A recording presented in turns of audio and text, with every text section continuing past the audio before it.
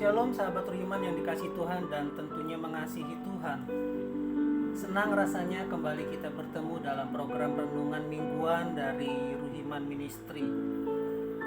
Bila minggu lalu kita belajar, kita merenungkan tentang keintimasian Ayub dengan Allah dan bagaimana Allah dibuat bangga oleh Ayub dengan kerendahan hatiannya, kesetiaannya, kesabarannya, dan imannya. Minggu ini kita juga akan melihat sebuah keintimasian dari seorang Abraham dengan Allah. Siapa itu Abraham dan bagaimana ia dapat berintimasi dengan Allah? Saya mengajak dan rindu Bapak Ibu pendengar dan sahabat Ruhiman membuka Alkitab kita semua untuk kita sama-sama membacanya. Saudara membacanya di rumah dan saya membacakannya untuk kita semua. Nats minggu ini terambil dari kitab Kejadian pasal yang ke-18 ayat yang ke-16 sampai ayat yang ke-19. Kejadian pasal 18 ayat 16 sampai ayat yang ke-19. Demikian firman Tuhan. Lalu berangkatlah orang-orang itu dari situ dan memandang ke arah Sodom, dan Abraham berjalan bersama-sama dengan mereka untuk mengantarkan mereka. Berpikirlah Tuhan, apakah aku akan menyembunyikan kepada Abraham apa yang hendak kulakukan ini? Bukankah sesungguhnya Abraham akan menjadi bangsa yang besar serta berkuasa, dan oleh dia segala bangsa di atas bumi akan mendapat berkat? Sebab aku telah memilih dia supaya diperintahkannya kepada anak-anaknya dan kepada keturunannya supaya tetap hidup menurut jalan yang ditunjukkan Tuhan dengan melakukan kebenaran dan keadilan, dan supaya Tuhan memenuhi kepada Abraham apa yang dijanjikannya kepadanya. Siapakah Abraham sehingga ia dapat tempat di hati Allah dan berintimasi dengan Allah? Bila kita lihat ayat berikutnya dari Kejadian pasal yang ke-18, khususnya pasal 23 ayat pasal yang ke-18 ayat yang ke-23 sampai ayat yang ke-33. Di sana bagaimana ayat yang ke-23 menjelaskan Abraham datang mendekat dan berkata kepada Tuhan tentunya, apakah engkau akan melenyapkan orang benar bersama-sama dengan orang fasik? Bagaimana sekiranya ada 50 orang benar dalam kota itu? Apakah engkau akan melenyapkan tempat itu dan tidakkah engkau mengampuninya karena ke-50 orang benar yang ada di dalamnya itu? Jauhlah kiranya daripadamu untuk berbuat demikian, membunuh orang benar bersama-sama dengan orang fasik, sehingga orang benar itu seolah-olah sama dengan orang fasik. Jauhlah kiranya yang demikian daripadamu. Masakan hakim segenap bumi tidak menghukum dengan adil? Satu kalimat yang terlihat sangat dekat, sekalipun terkesan ngelunjak Bapak Ibu. Masakan hakim segenap bumi tidak menghukum dengan adil? Saya mendapati satu relasi yang sangat intim antara Abraham dengan Allah. Lalu kemudian Tuhan berfirman, jika kudapati 50 orang benar dalam kota Sodom, aku akan mengampuni seluruh tempat itu karena mereka. Abraham menyaut, sesungguhnya aku telah memberanikan diri berkata kepada Tuhan, walaupun aku debu dan abu, sekiranya kurang 5 orang dari ke-50 orang benar itu, apakah engkau akan memusnahkan seluruh kota itu karena yang kelima itu? Firman-Nya, aku tidak memusnahkannya jika kudapati 45 di sana. Lagi Abraham melanjutkan perkataannya kepadanya, sekiranya 40 didapati di sana, firman-Nya, aku tidak akan berbuat demikian karena yang 40 itu. Katanya, janganlah kiranya Tuhan murka kalau aku berkata sekali lagi, sekiranya 30 didapati di sana. Firman-Nya, aku tidak akan berbuat demikian jika kudapati 30 di sana. Katanya, sesungguhnya aku telah memberanikan diri berkata kepada Tuhan, sekiranya 20 didapati di sana. Firman-Nya, Aku tidak akan memusnahkannya karena yang ke-20 itu. Katanya, janganlah kiranya Tuhan murka kalau aku berkata lagi sekali ini saja. Sekiranya 10 didapati di sana, firman-Nya, aku tidak akan memusnahkannya karena yang 10 itu. Ayat yang ke-33, lalu pergilah Tuhan setelah ia selesai berfirman kepada Abraham, dan kembalilah Abraham ke tempat tinggalnya.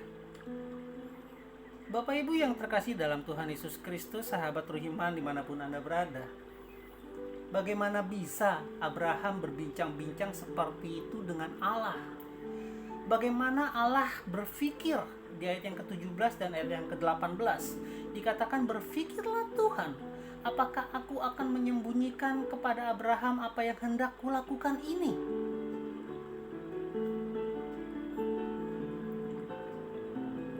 Bukankah sesungguhnya Abraham akan menjadi bangsa yang besar serta berkuasa, dan oleh dia segala bangsa di atas bumi akan mendapat berkat? Kedua pertanyaan ini menjelaskan relasi yang sesungguhnya, relasi yang sebenarnya antara Allah dengan Abraham, serta bagaimana kedua pertanyaan itu muncul menandakan bahwa sesungguhnya arti kehadiran Abraham itu bagi Allah luar biasa. Kedua pertanyaan ini penting direnungkan dalam kaitan dengan rencana Allah bagi umatnya. Allah memiliki rencana indah bagi umatnya, dan Allah memperhatikan pergumulan orang-orang yang berseru kepadanya. Perhatikan baik. Dan bagaimana Abraham berseru kepada Allah? Ia mencoba bernegosiasi dengan Allah. Tuhan, sekiranya ada 50. Tuhan, sekiranya kurang dari 5 dari ke-50 itu. Tuhan, sekiranya ada 40. Tuhan, sekiranya ada 30 dan sebagainya. Abraham berseru kepada Allah. Dan Allah memikirkan rencananya terhadap Abraham dan keturunannya, Bapak Ibu. Satu relasi yang terlihat baik adanya, satu intimasi yang kita mau sama-sama belajar dari hal ini. Dan minggu ini kita akan sama-sama merenungkan tema keluarga Allah. Itu seharusnya memiliki intimasi dengan Allah. Musa sangat jelas sekali memiliki relasi yang baik dengan Allah, seperti yang tadi saya jelaskan. Abraham maksud saya. Abraham diberitahu Tuhan mengenai rencananya menghukum orang-orang Sodom dan Gomora. Mengapa Abraham diberitahu? Ada dua hal yang mau kita pelajari pada minggu ini, Bapak Ibu. Yang pertama adalah Abraham adalah orang pilihannya. Abraham adalah orang pilihan Tuhan untuk hidup taat di hadapannya. Abraham yang harus meninggalkan keluarga besar di tanah Ur Kasdim demi panggilannya untuk hidup bersama dengan Tuhan. Abraham telah meninggalkan segala kenyamanan hidupnya untuk bergantung sepenuhnya pada janji Tuhan yang akan memberkati keluarganya dan keturunannya. Dan perhatikan baik, keberserahan diri Abraham pada Tuhan menjadi poin utama renungan kita minggu ini, Bapak. Keberserahan diri. Bagaimana Abraham meninggalkan kenyamanannya, bagaimana Abraham meninggalkan segala sesuatunya untuk dia menyerahkan sepenuhnya kepada Tuhan. Kebergantungan inilah yang kita mau pelajari, Bapak Ibu. Kita mau belajar dari Abraham pada minggu ini, bagaimana kebergantungan Abraham kepada Allah, keberserahan diri kepada Allah. Abraham bukan hanya orang pilihan Tuhan, Bapak Ibu, namun dikatakan ia hidup taat di hadapan Tuhan. Pertanyaannya adalah bagaimana dengan kita? Kita pun adalah orang pilihan Tuhan. Kita adalah umat pilihan Tuhan. Kita dipilih bukan karena kita layak, Bapak Ibu. Bukan. Tapi Tuhan sangat mengasihi kita.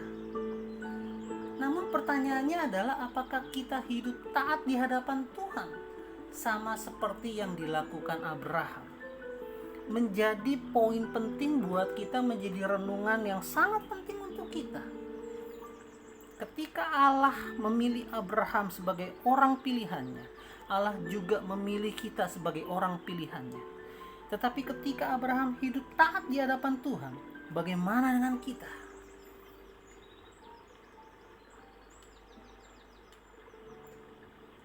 Menjadi satu renungan buat kita.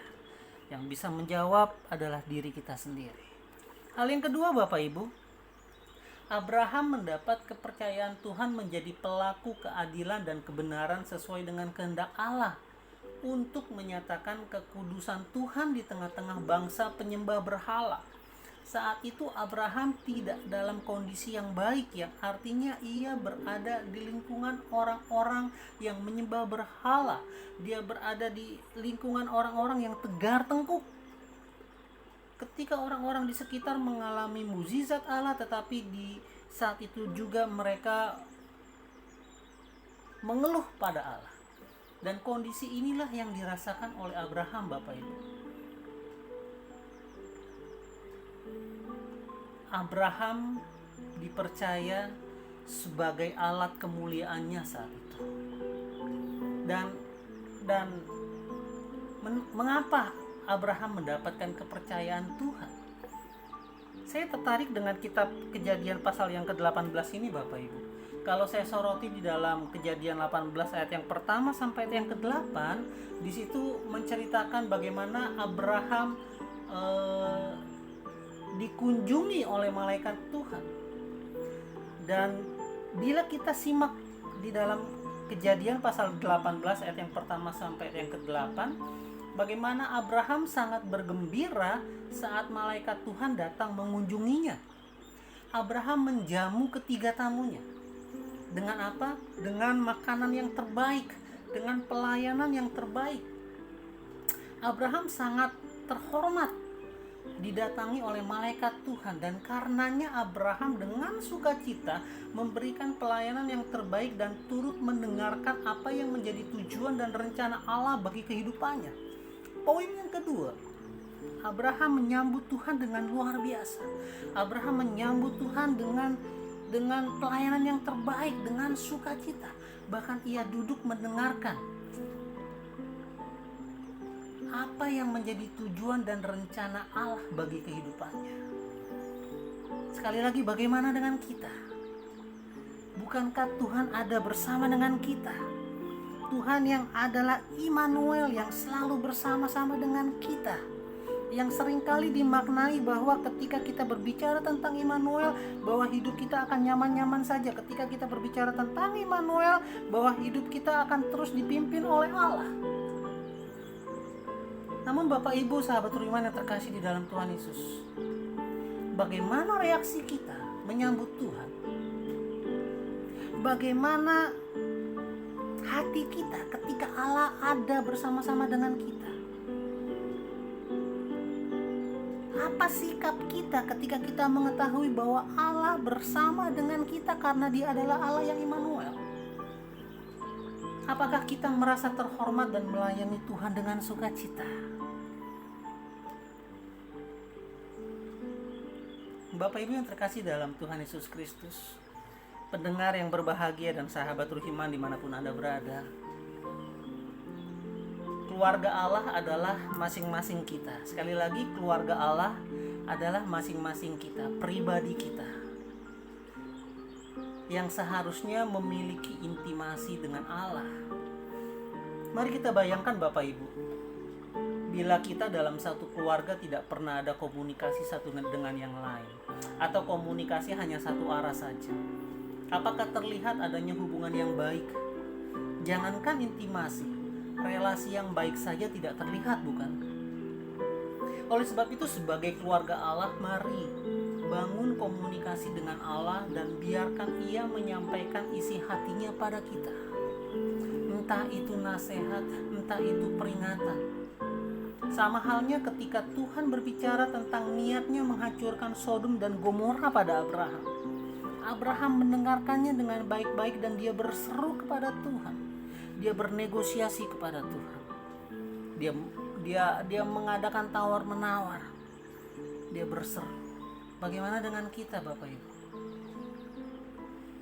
Mari kita biarkan Tuhan menyampaikan isi hatinya pada kita saat ini. Bapak Ibu pendengar dan sahabat Ruhiman yang dikasihi Tuhan, mari luangkan waktu sejenak. Sudahkah kita memiliki intimasi dengan Tuhan? Sudahkah kita memiliki hubungan yang sangat dekat dengan Tuhan? Bila belum, mari lakukan mulai saat ini. Jangan kita menundanya. Mari kita lakukan saat ini. Datang pada Tuhan, berseru kepada Tuhan. Mari kita menyambut Tuhan dengan sukacita, dan kita dengarkan apa yang Tuhan ingin sampaikan kepada kita melalui doa pribadi dengan Tuhan, bersekutu secara pribadi dengan Tuhan. Kiranya kita terus dikuatkan dan dibentuk Tuhan untuk tetap memiliki hubungan yang baik dengan Tuhan, karena kita adalah keluarga Allah yang seharusnya berintimasi dengan Allah. Tuhan memberkati kita semua. Tuhan mengasihi Indonesia. Amin.